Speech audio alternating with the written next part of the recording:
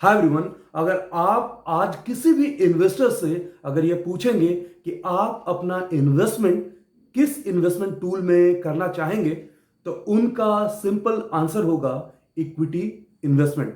उसका रीजन है कि जिस तरह से world stock market and in fact Indian stock market तेजी से ऊपर आई है, बुल रैली स्टॉक मार्केट ने दिखाया है, डेली बेसिस पे Nifty and Sensex new highs बना रहे हैं, वैसे सिनारियो में इक्विटी इन्वेस्टमेंट के अलावे दूसरा बेहतर ऑप्शंस नजर नहीं आता है। स्टॉक मार्केट डेली बेसिस पे न्यू हाई बना करके इन्वेस्टर्स को अपनी तरफ अट्रैक्ट तो किया है, लेकिन क्या आप जानते हैं कि स्टॉक मार्केट के साथ साथ गोल्ड भी एक ऐसा इन्वेस्टमेंट टूल है जिसने भी रिसेंटली अगस्त में लाइफ टाइम हाई बनाया था। इनफैक्ट लास्ट दिवाली टू इस दिवाली की बात अगर करेंगे तो गोल्ड ने अराउंड 32% का एप्रिसिएशन दिया है। तो आज वीडियो में आपको बताऊंगा कि क्या इस लेवल पे गोल्ड में इन्वेस्टमेंट करना चाहिए या नहीं, और गोल्ड में अगर आप इन्वेस्टमेंट करना चाहते हैं तो उसके क्या डिफरेंट मेथड्स हो सकते हैं। To watch the full video, stay tuned. Welcome back, I'm Anurag, founder of सनफीप कैपिटल। अगर आप हमारे इस चैनल पे बिल्कुल नए हैं तो हमारे इस चैनल को जरूर सब्सक्राइब करें, वीडियोज को शेयर करें, लाइक करें एंड यस, बेल आइकन को जरूर प्रेस करें, क्योंकि बेल आइकन को प्रेस करेंगे तो ही हमारे वीडियोस के लेटेस्ट नोटिफिकेशंस आपके मोबाइल तक पहुंच जाएंगे। और अगर आप एक स्टॉक मार्केट एंथुजियास्ट हैं, मुझसे डेली बेसिस पे पर्सनली कनेक्ट होना चाहते हैं स्टॉक मार्केट एनालिसिस और अपडेट्स को लेकर के, तो हमारा फ्री टेलीग्राम चैनल ज्वाइन कर सकते हैं, जिसका लिंक नीचे डिस्क्रिप्शन बॉक्स में दिया हुआ है। जैसा कि आप जानते हैं कि गोल्ड में इन्वेस्टमेंट करना हमेशा से एक इन्वेस्टमेंट का एक ट्रेडिशनल तरीका रहा है। एंड इनफैक्ट अगर आप इंडिया के बारे में बात करेंगे तो इंडिया में दिवाली के समय इनफैक्ट धनतेरस पे गोल्ड को खरीदना काफी शुभ माना जाता है, और इसलिए हमेशा इंडिया में गोल्ड की डिमांड भी फेस्टिव सीजन में नजर आती है। डेली बेसिस पे स्टॉक मार्केट न्यू हाइस तो बना रहा है, इन्वेस्टर को अपनी तरफ अट्रैक्ट तो कर रहा है, लेकिन गोल्ड ने भी इस साल बेहतरीन परफॉर्मेंस दिया है। जैसा कि वीडियो के शुरू में मैंने बताया कि लास्ट दिवाली से लेकर के इस दिवाली तक गोल्ड ने 32% का हैंडसम रिटर्न दिया है। और साथ ही साथ अगर पूरे डिकेड की बात करेंगे, लास्ट 10 ईयर में गोल्ड का रिटर्न अराउंड 159% का रहा है। जहां गोल्ड का प्राइस 10 ग्राम्स का 2010 में 20,000 होता था, वो आज 2020 में बढ़ करके अराउंड 53,000 हो गया है।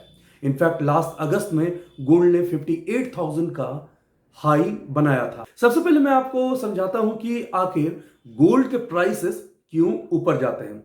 हिस्टोरिकली ये हमेशा देखा गया है कि जब जब अनसर्टेनिटी बहुत हाई होती है, ग्लोबली फियर बहुत ज्यादा होता है, तो इन्वेस्टर रिस्कियर एसेट से लाइक इक्विटी जैसे एसेट से पैसे विड्रॉ करते हैं और उसे सेफ हेवन यानी yellow metal, precious metal gold में इन्वेस्ट करते हैं, जिससे गोल्ड का सडन डिमांड सर्ज कर जाता है, बढ़ जाता है, और गोल्ड के प्राइसेस बढ़ जाते हैं। आपको यहां पे एक इंफॉर्मेशन मैं और दे दूं कि जब अनसर्टेनिटी का सिचुएशन होता है तो उस समय जो कंट्री की सेंट्रल बैंक होती है वो भी गोल्ड के परचेजेस ज्यादा करती हैं, जिसके कारण गोल्ड का डिमांड काफी बढ़ जाता है और प्राइस सर्ज कर जाती है।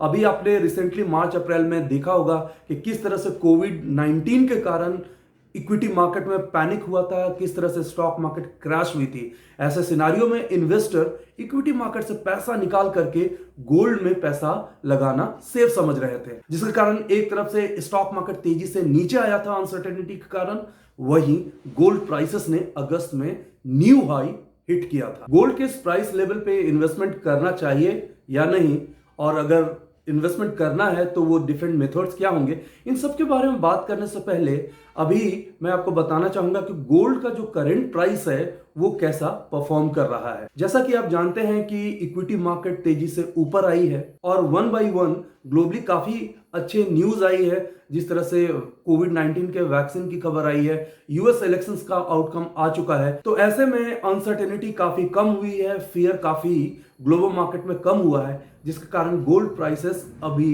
कंसोलिडेट कर रहा है। इनफैक्ट पूरे वर्ल्ड में बिजनेस अनलॉकिंग शुरू हो चुकी है, बिजनेस एक्टिविटीज हो रही है, जिसके कारण इन्वेस्टर्स में रिस्कियर एसेट लाइक इक्विटी को लेकर के काफी अट्रैक्शंस है और वो इक्विटी में ज्यादा इन्वेस्टमेंट करना पसंद कर रहे हैं।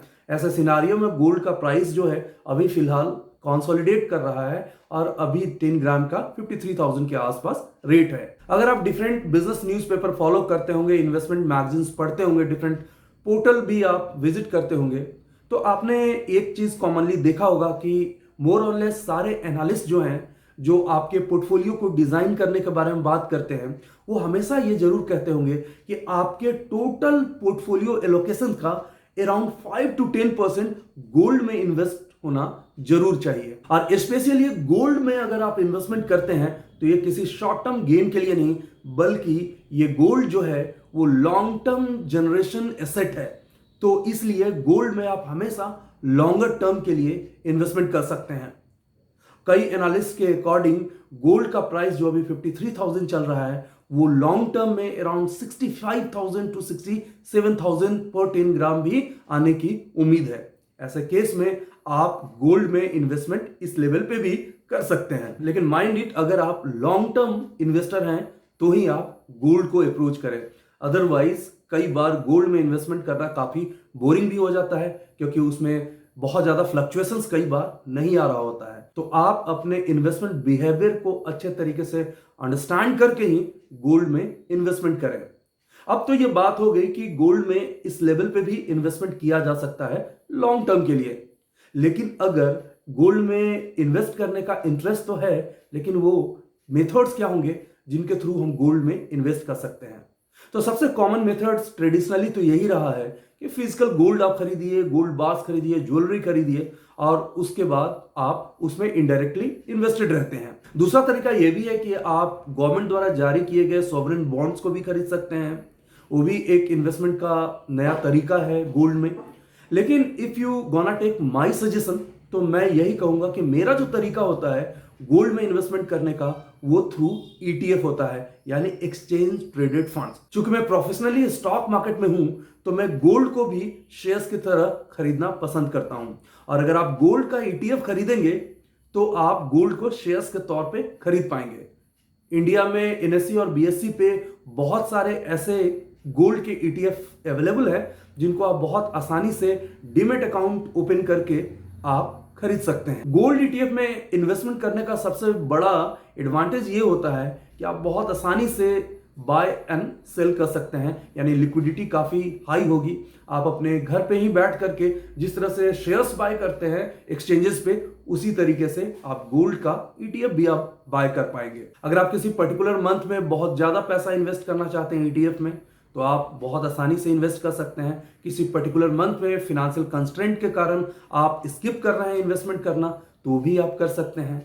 ऑल इन ऑल मेरा सजेशन रहेगा, if you are looking to invest in gold, go for a long term investment and mainly go through gold ETF। साथ ही साथ मैं आपको यहाँ पे एक इंफॉर्मेशन दे दूं कि जैसा कि मैंने आपको बताया कि गोल्ड ETF खरीदने के लिए आपको ट्रेडिंग एंड डीमैट अकाउंट की जरूरत होगी। तो अगर आप free demat and trading account चाहते हैं तो हमारे डिस्क्रिप्शन बॉक्स में जा करके free demat and trading account के लिए जो लिंक दिया है उसे क्लिक करके क्वेरी पोस्ट कर सकते हैं और वहां से आप trading and demat account open कर सकते हैं। Okay guys, finally I am signing off. Stock market की कोई भी क्वेरी के लिए आप हमसे फेसबुक, ट्विटर, इंस्टाग्राम और कोरा पे कनेक्ट हो सकते हैं। और अगर आप एक प्रोफेशनल इन्वेस्टर और ट्रेडर बनना चाहते हैं तो हमारे स्पेसिफिक ट्रेनिंग प्रोग्राम्स को ज्वाइन करने के लिए हमारे वेबसाइट पे जाकर क्वेरी पोस्ट कर सकते हैं या वहां दिए गए नंबर पे हमें फोन भी कर सकते हैं। Thanks for watching, take care. Video को लाइक करें, शेयर करें, सब्सक्राइब करें और आने वाले वीडियोस के नोटिफिकेशंस के लिए बेल आइकन को दबाएं।